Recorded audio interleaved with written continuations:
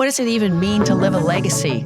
Often we think of legacy in terms of what people might think of us when we're dead, but then we're dead. We're going to instead explore a living legacy. This is your host, Danielle Strickland. This is the Right Side Up podcast. And this is a partnership venture with World Vision, Strong Women, Strong World. This is going to be challenging and inspiring as we interview people from all over the world in all kinds of different sectors, living a life now that will matter later. A living legacy. Buckle up. This is sure to be challenging and inspiring, and I'm glad you're here. Hey, welcome to this episode of Right Side Up. We are on a journey of living a legacy instead of leaving one. And it occurred to us that there are barriers to doing this that are not just external ones, they are internal ones. And that if we don't pay attention to what's happening on the inside of us, then oftentimes the outside of us doesn't look like how we would love it to look. Or even if it does, it's not done in the way that we love it to look. And so Jenna Riemersma is the founder and clinical director of the Atlanta Center for Relational Healing. She's teaching faculty. She's got a policy degree from Harvard, and she also has a professional counseling degree, but both masters. She is delightful, and she is a trained therapist in many different areas, but specifically, we're talking about the internal family systems theory and counseling technique and therapy that she specializes in. And she's written several books. You're going to hear from her. Her ability to explain complex things simply, her compassion that you can feel, her curiosity, her openness is delightful. And her insights have really helped me personally. I really hope that they're going to help you too. Actually, I know they're going to help you. And there will be lots of show notes in this one and some links to go to for next steps if this is something that you think would enhance your journey to living the way you want to live now that might matter for the long haul. So please welcome Jenna to the podcast. Hey, Jenna, thanks for being with us on the Right Side Up podcast. We're thrilled to have you back. You're a regular. We love featuring your voice here. I'm so honored to be invited back. Thank you for having me, Danielle. Hey, Jenna, this season is about living a legacy, present tense rather than leaving one later after you're done. And it occurred to me that you might help us here because I saw in your bio that you have a degree in governance, you have a degree in public policy, and then you have a degree in therapy, in internal therapy. And particularly what I love is much of what I've learned about internal family systems from your book, Altogether You. So I'm wondering if you can, first of all, just maybe introduce the audience to like how those two things go together, public policy and therapy and internal family systems. How did they come together for you? And why do you think that might matter in this discussion? That's a beautiful question. I'm not sure anyone's asked me that before, but I love kind of the synergy between those two aspects of my life.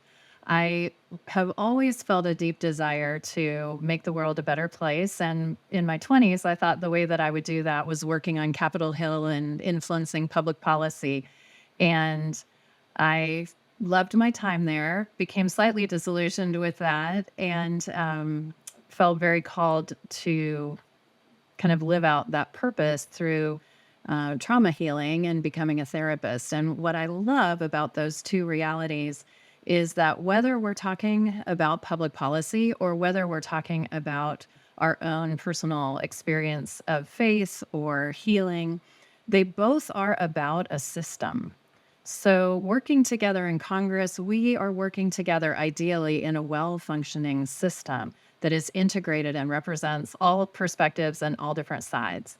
The same is true of our internal, all the different parts of us internally.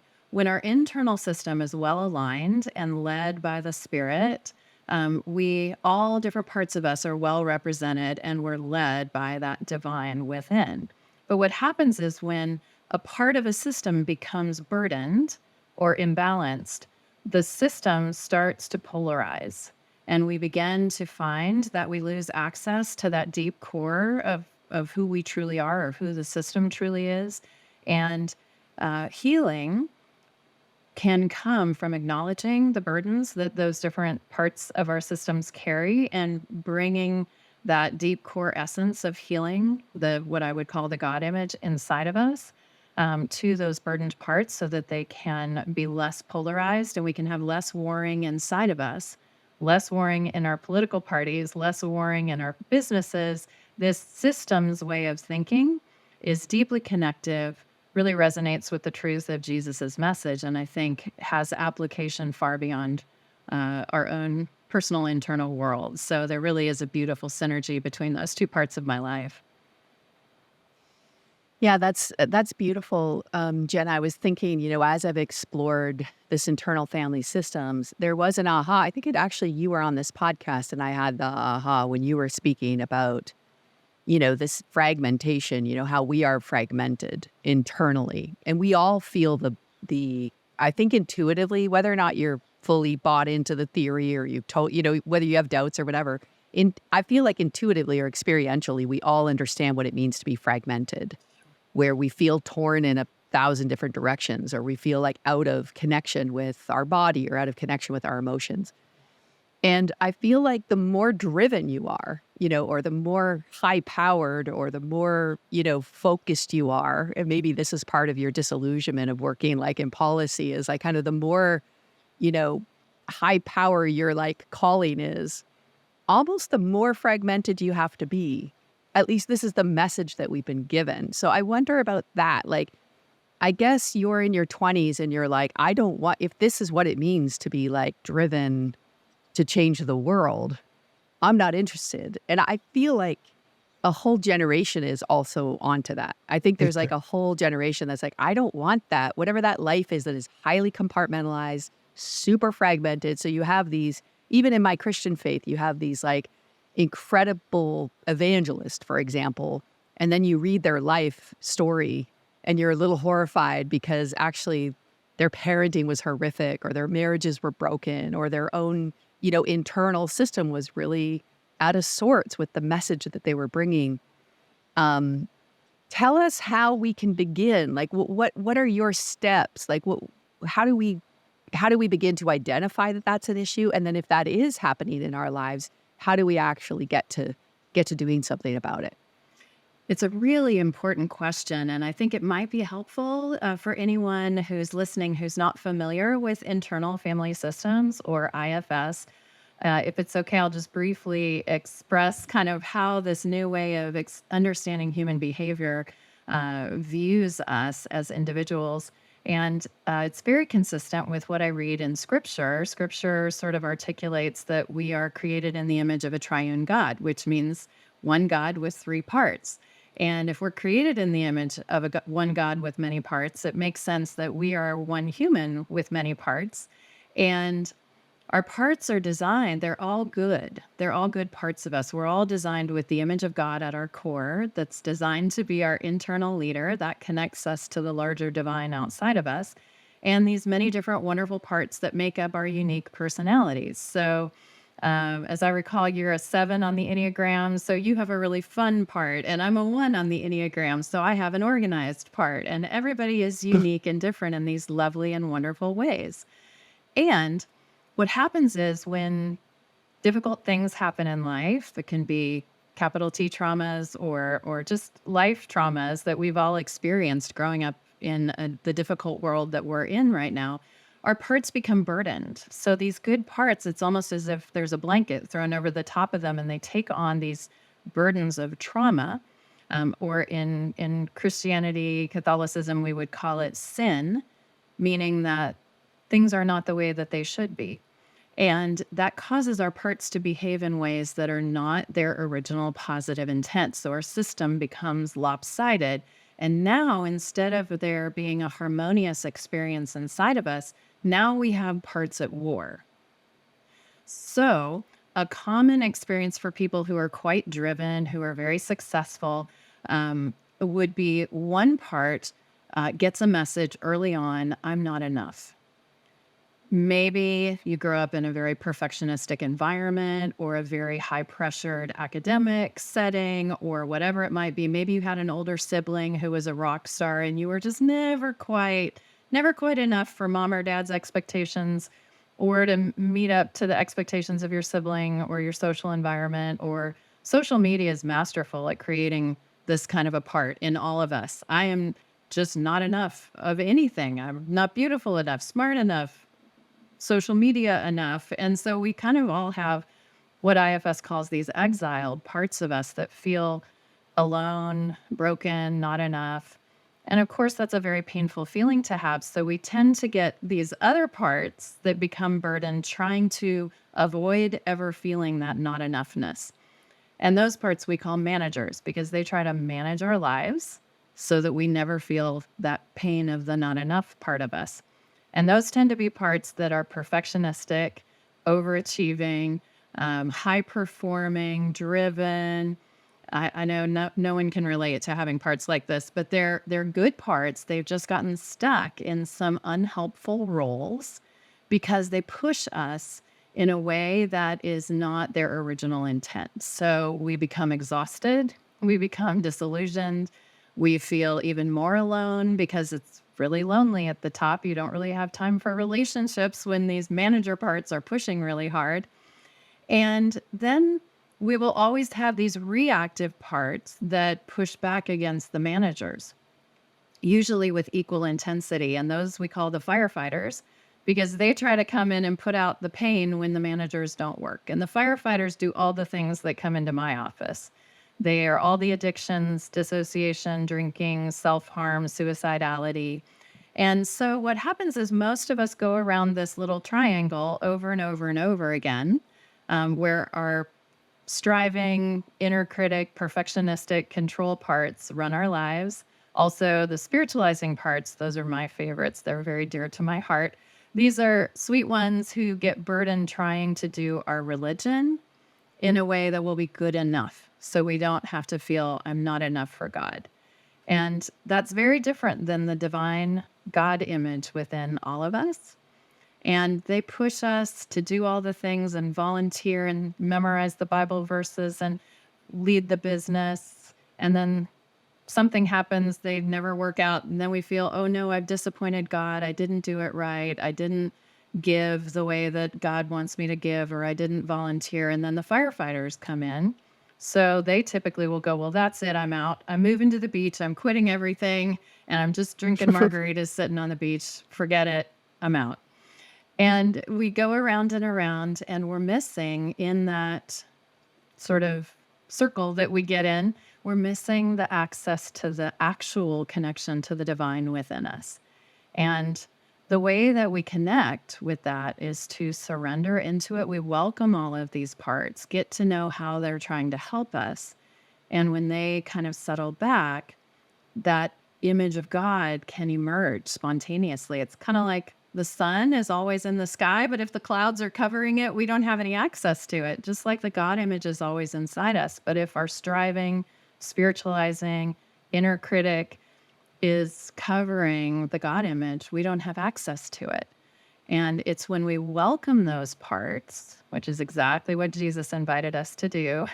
he welcomed the people who were in the most pain, that were struggling the most, welcomed, became curious about them.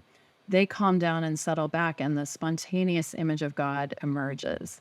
And so it's really this beautiful process of surrender rather than the striving that our burdened parts get into, that not only is the foundation for our healing, because the image of God is the one that can heal these parts that have gotten stuck in these unhelpful roles, but it's also the answer to that deep connection to the divine within us that gives us the wisdom. What decision do I want to make about my philanthropy? What decision is the one that I'm being called to in my business with my family? That's where we really hear from the divine, versus trying to seek it out or force it. It's so beautiful to hear it again. I mean, I think I could hear this over and over again just to help remind myself that, the calling is for us to, I often say this, the calling for us is to live from love, not for it. And that this idea of constantly trying to earn, you know, love, even God's love or other people's love or what other people think of us governing our lives. It's like really getting to this core place of God leading us from where God breathed into us. that and that is such an interesting, I think we can all, as we hear it, it feels, the more that you listen to this, the more it's like, oh yes, like this might actually be the problem. In that if we're fragmented from our own selves and we can't get into harmony or rightness or wholeness within ourselves, how on earth are we going to be genuinely connected with other people? And how will we do this work of what Paul describes in the Bible as a ministry of reconciliation, right? Like, how do we bring people to God? How do we bring people to themselves? How do we bring people to one another?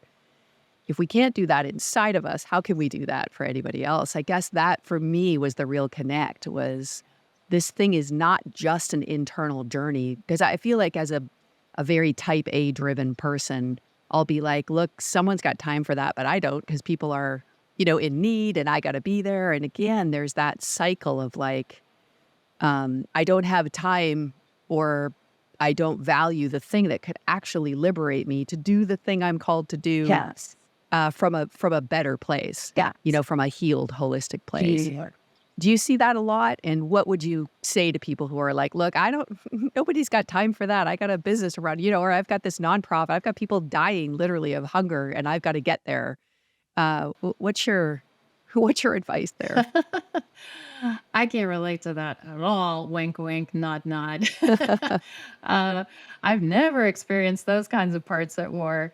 Yes, absolutely. And, I think this goes back as far as time and eternal. We hear Paul talking about this in scripture. He says, why am I doing these things that I don't want to do? The thing I want to do, I don't do. And the thing I don't want to do, I do. What a wretched man am I? And I love this because he's really talking about all of our experience as humans, which is we all have these parts at war. And when we are feeling something that is not that is not the Spirit of God, and in internal family systems, we call that sort of core at the heart of us, that the self, or I translate that into more spiritual terms with the God image, the Imago Dei. And it will always have the 8C qualities: calm, curious, connected, compassionate, clear-minded, courageous. Like, it is just this beautiful flow state. Maybe we experience that. We talk about it as a mountaintop experience, or sometimes in worship, you just feel like, oh. And there's this sense that all of the striving, all of the shoulding, all of the guilt, all of the everything just melts away. And we feel completely in union with the divine and completely loved and known and held exactly as we are. Except most of us don't live in that state, which is totally normal. Our parts tend to take over. And what frequently happens, what certainly happened in my experience, is I get these manager parts. And I have a type A personality as well. And my manager, spiritualizer, do it right, perfectionist parts will take over and kind of run my life. And they do really good things. And they say really good things. They run ministries. They volunteer at Vacation Bible School, and they make casseroles for sick people. And they do all these wonderful, wonderful things that are good. But they're coming out of a burdened place. And as a result, it's exhausting. And I don't feel connected to God. I feel pressured. I feel like I can't say no. I feel like, what are people going to think? Or what is God going to think if I don't get up at 5 o'clock and do this quiet time and pray for all these people? It's coming out of a should place, if that makes sense. There's a push, there's an agenda behind it. And if we ask those parts of ourselves, oh my goodness, hey there, what little parts that are pushing me to do it right and please God and please everybody else, what are you afraid would happen if you didn't take me over and make me get up at 5 or bring the casserole or run the outreach or whatever it is? And usually what we'll hear is, I won't be good enough, or I'll be rejected, or I'll be a sinner. These parts have internalized messages that are about performance and that are about doing rather than being. And so those parts can be very strong, and they run our lives for a super long time. until they get so exhausted, which is usually in our 40s or 50s, that they can't keep it up. The exiles they're trying to protect come to the surface. We feel not good enough, not appreciated, not seen, exhausted, disconnected, alone. And those firefighters, those reactive parts of us jump in and they're like, forget this whole faith thing. Hey, you know what? Why don't you just quit? Just leave. I mean, what? This isn't working. You're just exhausted and you're all alone and you can't even be real. And let's just do something else. Yeah, or even just, I feel like those firefighters in a faith-based concept don't quit, they just numb. Yes. So what if every night you had 3 glasses of wine to try to take the edge off? Or what if you just scrolled or Netflixed it? Or, so because it's a slow death. I wish the firefighter was like, just quit. Because then you'd be like, wow, what's wrong with me? Yeah. But it's like this slow, this slow numbing process where you're not even really fully awake. So getting, and that this is one of the principles, I think, as I read more about this counseling technique. Jenna, you're mentioned as a book, your Altogether You book is mentioned by Richard Schwartz, and the founder of this theory's book called No Bad Parts. And one of the things I think most profoundly impacted me when I read Richard's book is that he went into this work as an atheist and has come out of it as a believer. He doesn't know quite what he believes specifically, and that's where he's like, if Jenna's a Christian, talk to her, and my other buddy's a Buddhist, talk to him. But what he did discover in just accessing people's core self, or what we would say the image of God in people, he figured out there has to be a God. This makes no theoretical sense from an atheistic framework. And I think that's amazing that an atheist studying people discovered God inside of them. I mean, like, that's what? It's sort of like the scientist that looks at the vastness of space and goes, okay, God, this is so designed in here that this has got to be, there's a designer, Yeah. And it's like the same thing, except the vastness, like the incredible beauty inside of every human is that same discovery. Exactly. And I guess that's, Christians, people who believe that Jesus has come to help us connect, be reconciled fully to God, to the Spirit of God that is in us, is what the scripture says, that we should live. That should be a sign and a wonder to people that there is a God. Yeah. And I think it is. But we get so trapped. So getting curious, and this is, I think, one of the principles of IFS that I love and that you introduced me to first, is this idea of compassionate curiosity over judgment. So this, if you were raised in a religious framework, this is new. Yes. This is new. And this is one of the most liberating things I've ever heard. Yeah. Which, we can see in the life of Jesus everywhere. As soon as I saw this, I'm like, this is literally what Jesus is, compassionately curious all the time. All he does is ask questions. And we are so judgmental, and taught to be judgmental. So when we feel those things happening like you describe, we're always pushing back with these messages of shame and judgment. Instead of what you just did, which was, why are you doing that? What do you believe will happen if we don't perform this way? Like getting that, curious about our own motives and what's going on inside of us. Exactly. And there's a beautiful IFS phrase that C. Sykes, one of our lead trainers, uses. It's about relationship, not control. So the goal of internal family systems, when we're using it in a therapeutic approach, is for all parts of us to come into relationship with the God image inside of us, or as IFS would call it, the self inside of us, the core authentic self. But what it is it's providing secure internal attachment for every part of us to the divine within us. And it isn't until we do that we can offer that same external secure attachment, that radiance of Christ, if you will, to the world outside of us. Because if we're trying to witness or minister or evangelize out of a part, our parts carry the shame, the judgment, the guilt, all the shoulds. The God image inside of us does not. So if we're doing our faith, quote unquote, out of a part. That part may be doing good things, speaking all the right words, all the things. But if it's coming out of a place of judgment, shame, guilt, should, push, that's a part. That's a burdened part. And the first thing we want to do is notice that. If it has an agenda, if it has a sense of pushing or judgment, what we want to do is help that part of us get into secure attachment with the God image inside of us. And the way that we do that is we notice it. I've developed kind of a shorthand of the model to help people, because the model itself, if we're doing therapy together, is actually pretty complex. But I want to help people be able to access some of the beauty of it. So I just have 3 words for people: notice, know, and need.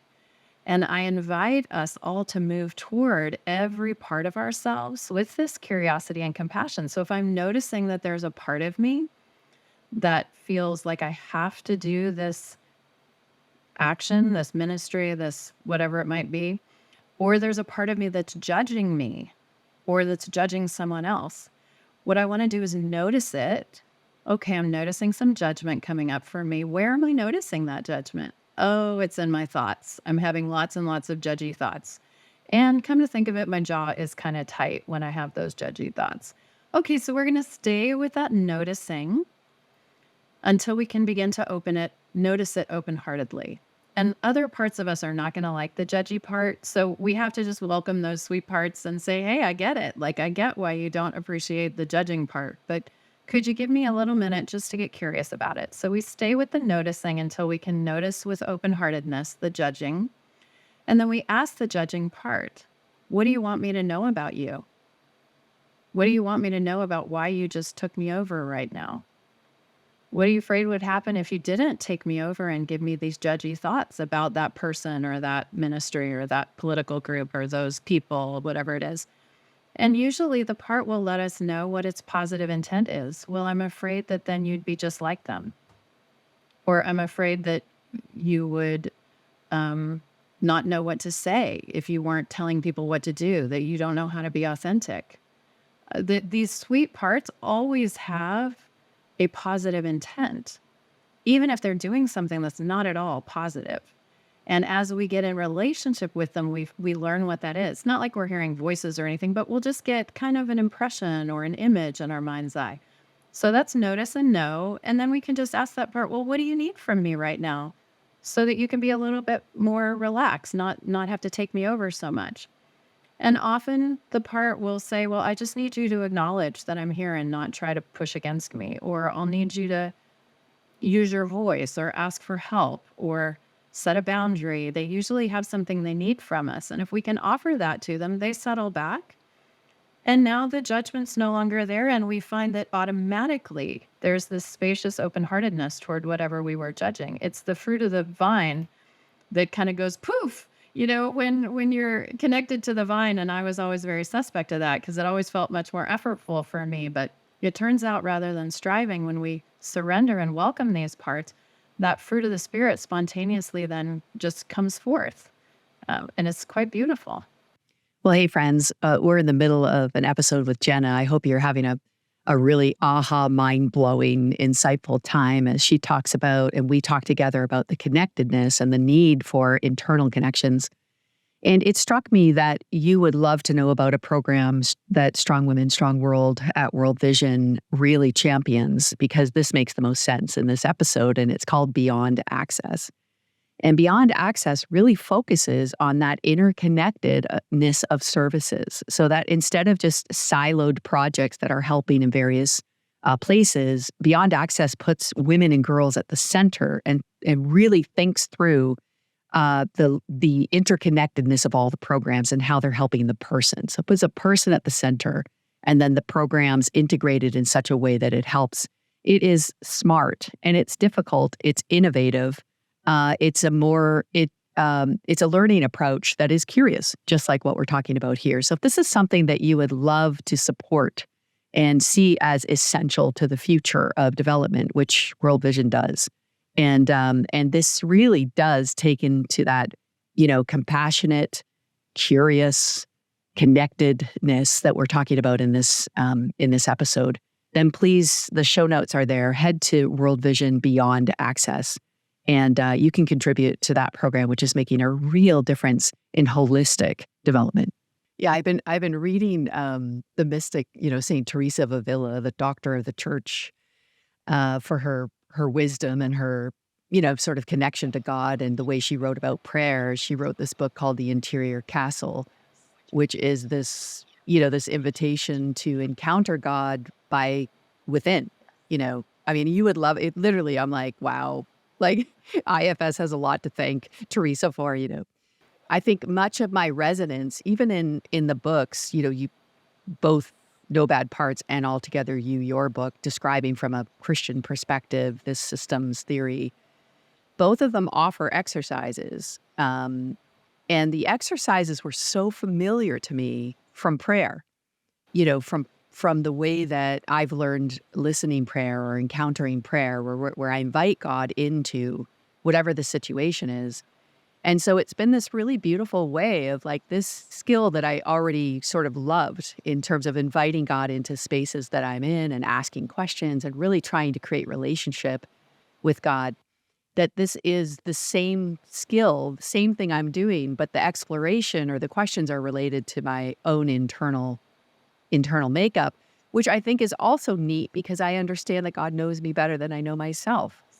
So that also has been a neat, I've literally, used a couple of Richard Schwartz's exercises, but just invited Jesus to do it with me because I'm like, I'd really love for you to come help too. And that, so that again, it's only served to connect me. And I think I guess that's the word really, isn't it? Is this connection. Yes. Where we're deeply connected to what is true and good. And those 5C, that we're walking out of, compassion and calm and connectedness. Any other, like you talk to high-powered people all the time who are trying their best, and you mentioned this a couple times. This is really tricky to get to. Richard Rohr says this too in Breathing Underwater, which is a book he wrote about the 12 steps for religious leaders. And he said, religious leaders are the hardest people to help because their addictions are applauded. Their disordered selves are like actually celebrated. And so to get to that place where you're willingly, even though other people are applauding you, you're willingly pausing to do this work. Do you have any tips? I mean, you said, pay attention to exhaustion. You said that, you're exhausted when you're not working out of your authentic self. Yeah. So that's one thing. What are some other tips to get people here before they crash and they have no other choices? Yeah. Such an important question. And it's a simple answer, but not easy. And what I would say is if we are feeling anything other than the 8C qualities, so if I'm feeling calm, clear-minded, compassionate, curious, connected, courageous, creative, like if I'm feeling those qualities, I'm probably in my self energy, in my God image energy. I'm being led by the Spirit. Pardon me while I mix language from both sides here. But if I'm feeling anything other than that, I've got a part that's taken me over. So if I'm feeling overwhelmed, ashamed, judgmental, exhausted, pressured, if I have an agenda, like if I am going to do something and I have an agenda to get other people to think the way I think or believe the way I believe or force something, or if I have any of this forcing energy, which those of us who are in leadership often do. There's nothing bad about it. Those parts often create huge ministries and do amazing things and write the books and change the world. It's amazing. And it's a burdened part. And so that's the check, is how am I feeling toward fill in the blank? How am I feeling toward the person sitting across from me? How am I feeling toward myself in this moment? How am I feeling toward this project, this volunteer opportunity, this philanthropic opportunity? And we just answer that question. And if it's not one of those open-hearted 8C qualities, then we know we have a PERT present. And that's what IFS calls a trailhead. So if we Ugh. notice, I'm actually feeling a little judgy right now and stressed out and irritated with this person. Great. IFS's motto is all parts welcome. Just like Jesus said, come unto me, all of you little sweet ones who are carrying burdens, and I'm going to help. I'm going to give you rest for your soul. And that's what the God image inside of us does. It welcomes this irritable, exhausted, judgy part and says, well, where am I noticing it? Right? Because when we are feeling those feelings, that part, just like the cloud covers the sun, it's completely obscured our access to the God image inside of us. So all we can feel is judgy, irritated, and overwhelmed. So what we need to do is just love on that part until it calms down a little bit and we get a little bit of that God image coming forward so we can create this internal relationship between the divine and that part. So we say, okay, where am I noticing the judginess and the exhaustion? Oh, it's just in my shoulders, the pit of my stomach. Okay, again, we're just going to notice that until we can notice it open heartedly. Just welcome it, send it some loving kindness, which is kind of the reverse of what I was always taught to do to be a good spiritual person. Like, you don't welcome your judginess, you try to exile it. And interestingly, that makes it stronger because it doesn't feel appreciated and it kicks back up even stronger when we try to push these away, when we try to move against these parts. Jesus moves toward them, and that's what we want to do. So we move toward this part. We get to know why it got triggered, what it's afraid would happen if it didn't take us over, and what it needs. Notice no need. That's how we work with our parts and gain some more access to the authentic God image inside of us.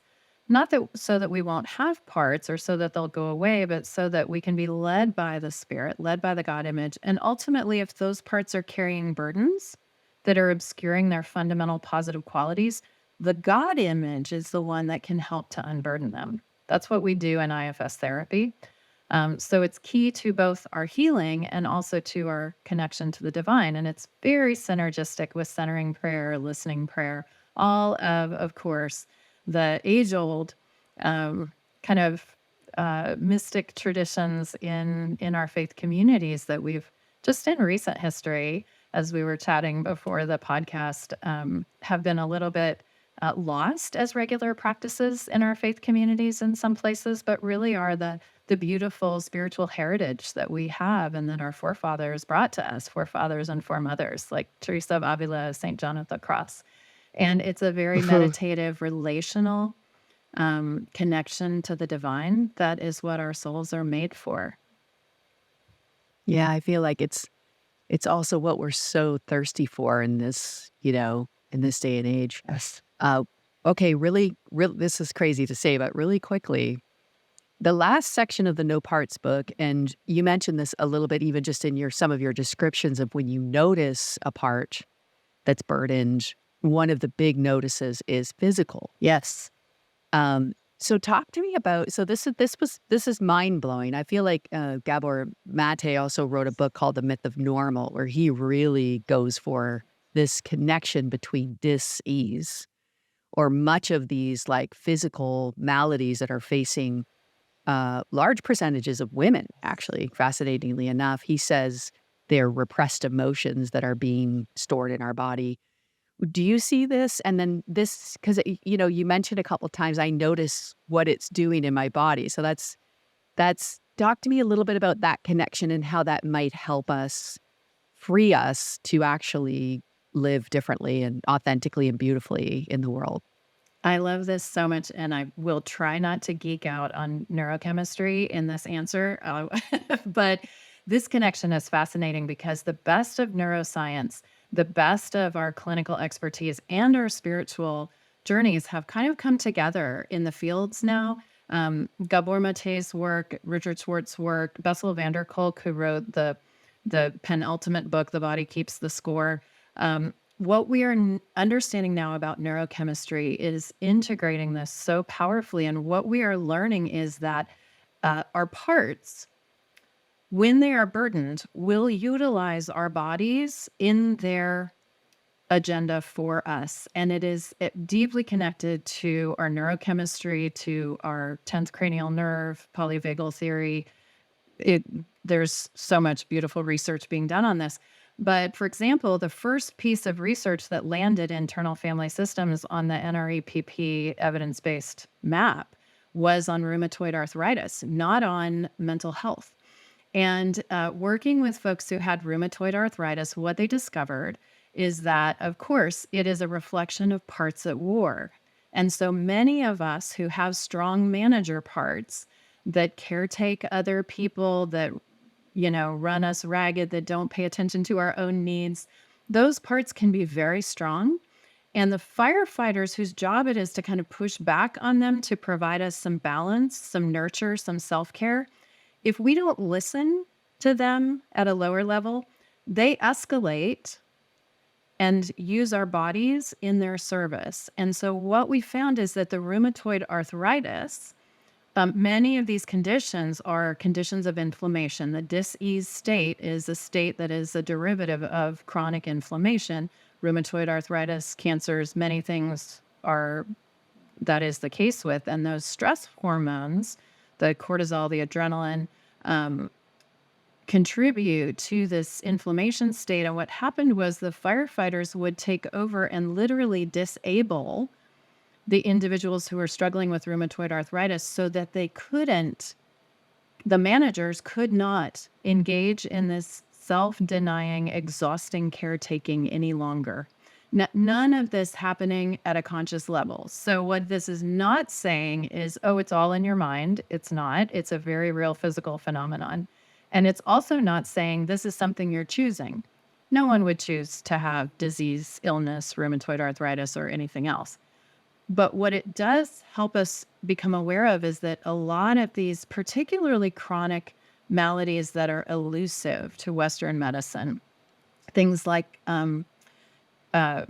irritable bowel, chronic fatigue, fibromyalgia, all of the like Hashimoto's disease, autoimmune diseases, they are particularly in partnership with parts. And so when we're doing IFS work, the first place we start is in the body. Where do you notice this in or around your body? So that's how I would start an IFS session. Someone would come in and say, I'm feeling such and such and so. And I'll say, great, could we welcome that? Where do you notice it in or around your body? Because our parts live in different places in our bodies. Often they're held in tension in our shoulders, in our necks, in our brow, in our jaw, feeling in our gut, these types of things, racing heart, our throat closing down, various things. And we can geolocate them physiologically in our bodies. And we can actually, when we come into relationship with these parts that we haven't listened to, and so they've escalated to using our bodies to the point where maybe they have migraines or some of these other things, we can address that in a much more successful way so they don't have to shut us down like that. I had a client who came into session one day, and she said she slumped down in the chair, was covering her eyes, and she said, I almost couldn't come today. I have this terrible migraine. It's so weird. I never get migraines. But I came anyway. I'm not sure why I'm in so much pain. And I said, well, could we just welcome your migraine for a minute? Let's just welcome it. Send it some loving kindness. Could you just let it really be here? Let it know it's welcome here. And see what your migraine wants us to know. And in about 5 minutes, we developed a relationship with the migraine, the part of her that was giving her the migraine. The migraine let us know that it knew our intent for the day was to do some deep trauma healing, and it was afraid she was going to get flooded, and she was going to have to leave that appointment and go into another meeting. And it was not going to let that happen. When we figured that out, I said, thank you so much for your resourcefulness. If we agree that today we won't do that trauma healing, would you be okay settling back and letting her be present without pain? And it did. The migraine instantly was gone, and we went ahead with a different agenda for the session. So it is and I'm not saying that every physical malady is a part and can be relieved that easily, but many of our physical sufferings, especially the chronic ambiguous ones, can really be effectively worked with from an IFS lens, where our traditional medical approaches absolutely do not. Just sort of throw drugs at them and they don't really resolve. Our bodies let us know. And typically when we're feeling something chronic like that, it's our firefighters pushing back against hard pressured managers. And they're shutting us down so we can't keep going at such a breakneck pace. I think even seeing our bodies as a positive part of this connected life is like a game changer for most Yes. leaders I know, and women I know specifically, who have been taught to war against their bodies. Um, so it's all so beautiful. Jenna, if people they're listening to this and they're going, I got to find out more. What are your best, where do they go from here? We're going to link your book, Altogether You, and your website. Oh, We're going to link Richard Schwartz's No Bad Parts. What other, where would people go? Next steps if they really want to, I gotta get to this. I love it. Well, they're welcome to come and check out movetoward.com, which is my website. I've got lots of free resources for them. I also offer free guided meditations on insight timers. So if people want to move towards specific parts of themselves, like their anger or boundaries or whatever it might be, I've got lots of free resources there. And I actually just released a brand new book called Altogether Us. It is a comprehensive guide. Dick Schwartz wrote the first chapter on integrating the IFS model with everything under the sun. Every chapter is a standalone little 30-page piece of content. So if you're interested specifically on how do I integrate IFS with parenting, with being in a relationship and a coupleship, with sexuality, with addiction, with all the things. This book is kind of the go-to book, and it's been a real honor to work on that. So those are some ways that people can connect. And of course, the IFS Institute, if you are a therapist and you are interested in getting trained, I recommend the IFS Institute for that as well. Yeah, because this has been such a breakthrough in terms of people really experiencing a kind of freedom that they haven't before. Yes. I remember you mentioning that last time, where it's just like we see more and more people trained because there's a lot of people needing this help. So that's wonderful. I got to get that new book. I was telling you before the podcast, I keep giving away your book. So we need to work on some cases, some boxes, so I can give it away more. But I couldn't recommend it more. It's delightful to know you, Jenna, and to watch the way you're serving out of your authentic self in such a beautiful way. We really hope that this session really helps you guys, you listeners out there, to live out of your authentic self and really do what it is you long to do, and do it now in a beautiful way. Thanks for listening. Hey guys, I really hope you're enjoying this episode. I know I had an incredible time recording it, and I've been learning so much. Strong Women, Strong World is our partner for this event, and much of their work, of course, is centering the most vulnerable children in the globe, which are living in often marginalized communities and in the world, in conflict zones and what we call fragile contexts. And they're looking for basic human need. And we want to keep emphasizing that their survival and then thriving is interdependent to our survival and thriving to really be who we want to be. But I also want to draw your attention to an empowering thing that we were part of launching, and it's called Brave at braveglobal.org. I want to bring your attention because it is an empowering way of practicing what we want to see happen over there, right here. And I believe that these happen at the same time. That the more, sort of generosity and self-transcendence is a little bit like an exercising routine where you begin to exercise a muscle and it grows in capacity. Or it's like love. If you know about this, the more you invest in love, the more love there is. I mean, it's kind of miraculous, but it's kind of neat. And I think the same is true with generosity, and the same is true with empowerment, is the more that you empower, the more empowering of a person you become, and the more that empowerment travels. So Brave Global is a local strategy right here in Western context that identifies youth at risk of human trafficking and gets there first. So before the trafficking begins. And this came out of years of my life, over 20 years of my life working with women stuck in sexual exploitation who had been trafficked or exploited, and trying to undo the damage that had been done. And many of them saying, like, this began when I was 11 or this began when I was 12. And we know that in America, particularly, we know the stats are 70 to 80% of all domestic sex trafficking victims in America come from foster care or marginalized backgrounds. So we help coach and provide ways for communities everywhere. So from small towns to big cities to urban centers to faith communities to nonprofits to schools to teachers, everywhere, to actually reach vulnerable girls and vulnerable youth, because we actually have a guys thing now too, but vulnerable youth with a message of empowerment. This is a beautiful way of living a legacy. So check them out at braveglobal.org. And if starting a Brave community, which is what we would love, which is a support group and maybe an event in your local community that begins to just really put girls that would be marginalized or invisible, putting them at the center of the story. There's something, just that alone is worthy. But Brave Communities Portal, there's a place where you can join, and there's like everything that you need if you wanted to be using that strategy in your local context. I hope it's helpful.